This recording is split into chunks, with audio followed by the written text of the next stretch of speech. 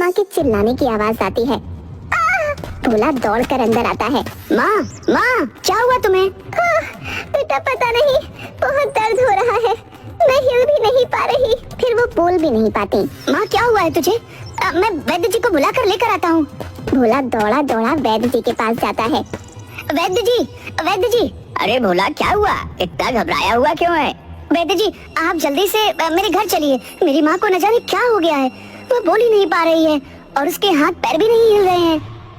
भोला वैद्य जी को लेकर आता है। बेटा तुम्हारी माँ को लकवा हो गया है। वैद्य जी तो अब फिर इसका कोई तो इलाज होगा, आपको जो भी इलाज करना है आप कीजिए, जितने पैसे लगेंगे मैं व्यवस्था कर दूंगा। बेटा मुझे इसके लिए एक खास किस्म का तेल बनाना होगा, इसके लिए मुझे कुछ जड़ी बूटियाँ चाहिए, पर वह जड़ी बूटियाँ हमारे यहाँ पर नहीं मिलती।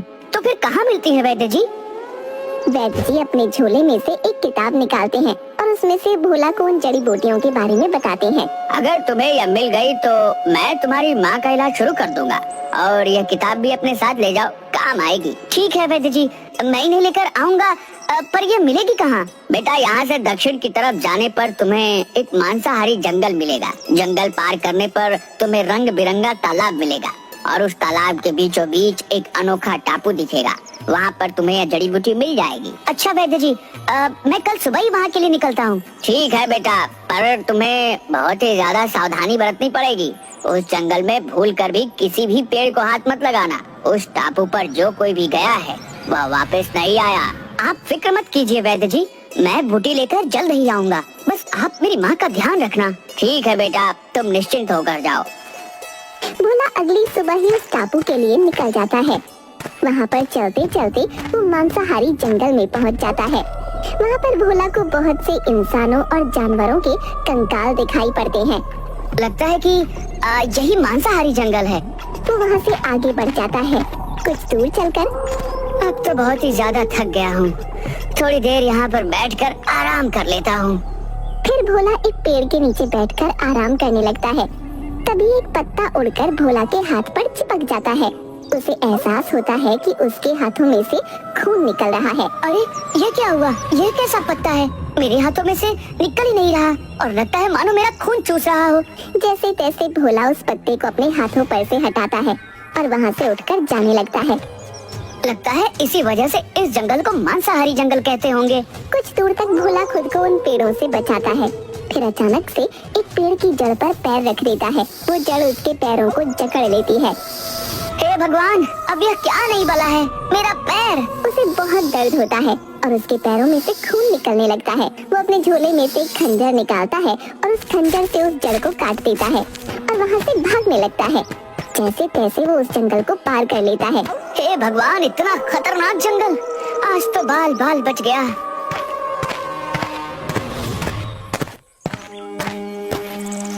कुछ दूर चलने पर उसे एक तालाब दिखता है। उस तालाब के अंदर एक टापू दिखता है।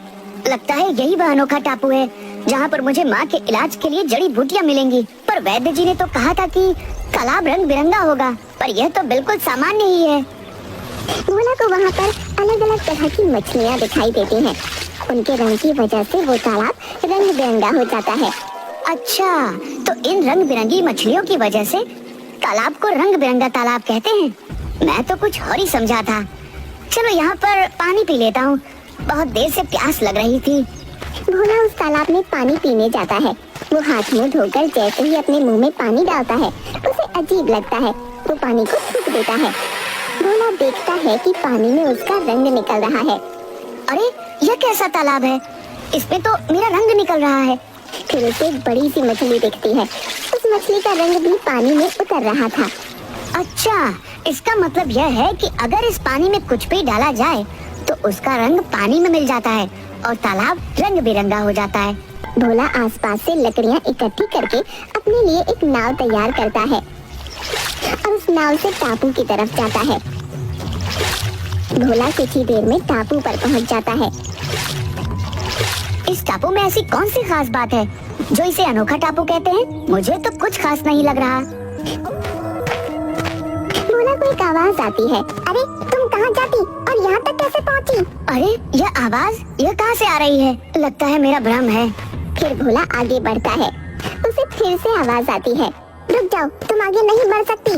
और बहुत सारे बौने इकट्ठा होकर भोला को घेर लेते हैं।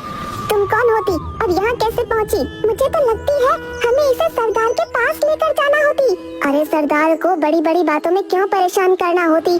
तुम रुको, मैं इसे अभी खत्म कर देती हूँ। फिर वो बौना अपनी तलवार निकालकर भोला को दिखाता है। बौना उछल उछल कर उसकी गर्दन पर मारने की कोशिश करता है, पर वो छोटा होने की वजह से उसकी गर्दन तक नहीं पहुँच पाता। अरे ये इतना छोटा होती कि मेरी तलवार ही इसकी गर्दन तक नहीं पहुँचती। इसे थोड़ा ऊपर करो। फिर सारे बौने भोला को पकड़कर नीचे घुटनों के बल बैठा देते हैं। भोला को कुछ भी समझ नहीं आ रहा था कि उसके साथ क्या हो रहा है। बौना भोला की गर्दन पर तलवार रखकर, बोलो तुम कौन होती और यहाँ क्यों आई? अरे भाई रुको रुको, मेरा नाम भोला है और मैं यहाँ पर अपनी माँ के इलाज के लिए कुछ जड़ी बूटियाँ लेने आया हूँ। तुम झूठ बोलती, अगर तुम सच बोलती तो मैं तुम्हारी गर्दन उड़ा देती। अरे भाई मैं सच बोल रहा हूँ, पर सच बोलने पर क्यों मार रहे हो? क्या सच बोलती? रुको, मैं तुम्हें अभी जान से खत्म कर देती। रुको, इसे हम पहले सरदार के हवाले करती, वही इसका कुछ करती। हे भगवान, ये क्या हो रहा है? मुझे तो कुछ भी समझ नहीं आ रहा। और ये कैसे बात कर रहे हैं? भगवान बस इतना कर देना कि मैं अपनी माँ के लिए जड़ी बूटियाँ लेकर पहुँच जाऊँ। सारे बौने भोला को पकड़कर बौनों के सरदार के पास ले जाते हैं। भोला को देखकर सभी बौने उसके आसपास इकट्ठा हो जाते हैं। तभी एक बौना भोला के झोले को लेकर उसे टटोलता है, तो दूसरा भोला को बैठाकर उसके कंधे पर बैठ जाता है और बाकी सभी भोला को घेर कर उसके आसपास खड़े हो जाते हैं। ओए ओए ओए, तुम कौन होती? अरे ये कितना छोटा होती। सरदार, मुझे लगती कि ये कोई लुटेरा होती जो हमारे टापू पर घुस आती। अरे नहीं नहीं, मैं लुटेरा नहीं हूँ, मैं तो भोला हूँ। मैं चंदन नगर से आया हूँ। मुझे अपनी माँ के लिए कुछ खास जड़ी बूटियाँ चाहिए जो कि सिर्फ यहीं पर मिलती हैं। आप मुझे वो दे दीजिए, मैं यहाँ से चला जाऊँगा। ये देखिए, मुझे वैद्य जी ने एक किताब, उनकी जड़ी बूटियों की किताब भी दी है। उन्होंने कहा कि इस किताब को अगर तुम्हें दिखा दूंगा तो तुम्हें यकीन हो जाएगा कि मैं जड़ी बूटी का दुरुपयोग नहीं करूँगा। फिर भोला वो किताब बौनों के सरदार को देता है। पर हम फिर भी तुम्हें वह जड़ी बूटी नहीं दे सकती। पर क्यों? क्योंकि हमारे जड़ी बूटी के बगीचे में एक राक्षस ने कब्जा कर लिया है। वह बहुत ही ताकतवर होती और वह हमें बहुत परेशान करती। क्या इसका मतलब है कि मैं अपनी माँ के लिए जड़ी बूटी नहीं ले जा सकता? हाँ, जब तक वह राक्षस होती तुम यहाँ से जड़ी बूटी नहीं ले जा सकती। जल्दी जल्दी यहाँ से भागती भागती। सभी बौनों में हाहाकार मच जाता है। सभी लोग उस दानव के डर से छुप जाते हैं और भोला को भी अपने साथ छुपा लेते हैं। वो राक्षस वहाँ पर जाता है और इधर उधर देखता है, पर उसे कोई नहीं दिखता। अरे बनो, कहाँ पर छुप छुप कर बैठे हो और कब तक छुपोगे? एक न एक दिन तो मेरे हाथ में आना ही है। और छुटकी सरदार, तू तो मेरे हाथों से नहीं बच पाएगा। और गुस्सा होकर वहाँ से चला जाता है। तभी बौने छुपी हुई जगह से बाहर निकलते हैं। उस राक्षस ने उस बागीचे पर क्यों कब्जा कर रखा है? क्योंकि वह राक्षस कहती कि उसने बहुत समय पहले उस जगह पर खजाना छुपा कर रखती और अब हमने वहाँ पर बगीचा बना लेती। इस वजह से वह राक्षस हमें परेशान करती, हमें मारती और हमारे बगीचे को खत्म कर देती। उसने हमारा आधा बगीचा ऐसे ही खत्म कर दी। मतलब अगर मुझे माँ के लिए जड़ी बूटी ले जानी है तो मुझे इस राक्षस से लड़ना पड़ेगा। मैं तुम्हारी मदद करूँगा। मैं उस राक्षस से उस बागीचे को बचाऊंगा। सभी बौने खुश हो जाते हैं। क्या तुम उस राक्षस से हमें बचाती? हाँ हाँ, मैं बचाऊंगा उस राक्षस से। मैं तुम्हारी मदद करूंगा। सभी बौने खुश होकर भोला के आसपास नाचने लगते हैं। हमारे यहाँ मेहमान आया है तो इस खुशी में आज दावत होती। फिर शाम को दावत होती है। सभी बौने बारी बारी से भोला को कुछ न कुछ खिलाते हैं। अरे बस, मेरा पेट भर गया और मैं अब कुछ नहीं खा सकता। पर बौने उसकी बात नहीं सुनते और उसे खिलाते ही जाते हैं। फिर भोला जोर से डकार लेता है, फिर पेट पर हाथ फेरता है और जोर से पाद मारता है। इतनी गंदी बदबू से एक बौना बेहोश हो जाता है। अरे भाइयों, मुझे माफ कर दो। मैं जानती कि ये होश कैसे आती। वो बौना होश में आ जाता है। अच्छा, अब खाना पीना तो बहुत हो गया, पर मुझे यह बताओ कि हम उस दानव को कैसे मार सकते हैं? वह तो हमें बौना दादा से ही पूछना होती, वही हमें बता सकती। बौना दादा, ये कौन है? ये हमारे टापू के सबसे बुजुर्ग बौने हैं। फिर भोला और बौने मिलकर बौना दादा के पास जाते हैं। बोना दादा, हमारे यहाँ मेहमान आई है। यह हमें उस राक्षस के चंगुल से बचाएगी। क्या तुम सच कहती? वो हमें राक्षस से बचाती? हाँ बोना दादा, मुझे अपनी माँ के इलाज के लिए जड़ी बूटी की जरूरत है। बस आप मुझे यह बताइए कि मैं उस राक्षस को कैसे मार सकता हूँ। उस राक्षस की जान उसकी पूंछ में होती। अगर तुम उसकी पूंछ काट देंगे तो वह राक्षस मर जाती, पर आज तक ऐसा कोई भी नहीं कर पाई। हमें तो उस राक्षस के सामने खड़े होने की भी डर लगती। मैं करूँगा उस राक्षस का सामना। तभी एक बोना वहाँ आ जाता है। वह राक्षस फिर से आ जाती, जल्दी जल्दी छुप जाती। नहीं, अब भागने की जरूरत नहीं है, मैं करूँगा उस राक्षस का सामना। फिर सभी उस राक्षस के आसपास इकट्ठा हो जाते हैं और भोला भी वहाँ पर होता है। अरे इस बौने की बस्ती में यह इंसान कहाँ से आ गया? ए राक्षस, चला जा यहाँ से। चला जाऊं? तो अच्छा, तो अब मुझे मरवाने के लिए तुम इंसान की मदद लोगे? हाँ, ये हमें तुमसे बचाती। तो मैं भी देखता हूँ कि यह कैसे मेरा सामना करेगा।